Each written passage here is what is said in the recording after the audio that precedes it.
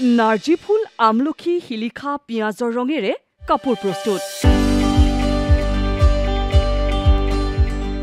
তাঁতশালখনক কিদৰে কৰিব উপাৰ্জনৰ আশিলা?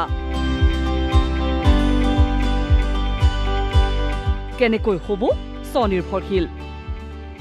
দেখুৱাইছে নিদৰ্শন ৩০০ শতাধিক মহিলাই। কামৰূপ জিলাৰ ৰঙিয়াৰ ভাটকুছিৰ এই মহিলাসকলে দেখুৱাইছে স্বাৱলম্বিতাৰ নিদৰ্শন। এনেদৰে নিতৌ তাঁতশালখনৰে ব্যস্ত হৈ পৰে মহিলাসকল।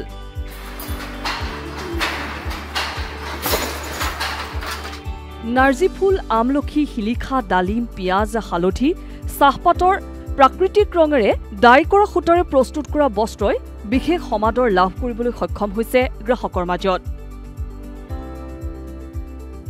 শিপিনীসকলে প্ৰস্তুত কৰা গামোচা, দখনা, আৰনাই, কুৰ্তা আদিয়ে ইতিমধ্যে ৰাজ্যৰ লগতে দেশ-বিদেশৰ বজাৰ দখল কৰিছে। SBI ফাউণ্ডেশ্যনৰ সহযোগত গ্ৰাম্য বিকাশ মঞ্চ নামৰ বেচৰকাৰী সংগঠনৰ প্ৰচেষ্টাত মহিলাসকলে এই পদক্ষেপৰ জৰিয়তে স্বনিৰ্ভৰশীল হৈছে। আমি SBI গ্ৰাম সক্ষম প্ৰকল্পৰ মাধ্যমত আমি শিপিনীসকলক এখন মঞ্চত একত্ৰিত কৰি তেখেতসকলক প্ৰশিক্ষণপ্ৰাপ্ত কৰি তেখেতসকলৰ যি মৰহি অহা যি হস্ততাঁত আৰু বয়ন শিল্প, এই বয়ন শিল্পক পুনৰ উত্তৰণৰ দিশত আমি অগ্ৰসৰ হৈছোঁ।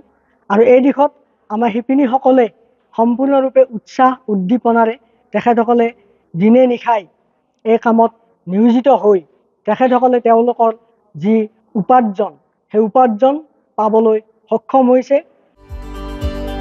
আৰু এনেদৰে এইসকল মহিলাই তাঁতশালখনৰ জৰিয়তে স্বাৱলম্বিতাৰ নিদৰ্শন দেখুৱাইছে। চবে লগ লাগি পেলাই বেছি পেলাই আমি যেনিবা পইচাৰ অলপ ৰাস্তাটো অলপমান নিজে মুকলি পোৱা নিচিনা পাইছোঁ। SBI ফাউণ্ডেশ্যনে যেনেকুৱা আমাক সহায় কৰিছে আমি এইটো ধন্যবাদ দিছোঁ। কামৰূপৰ পৰা বিপুল ডেকাৰ ৰিপোৰ্ট, DD নিউজ অসম।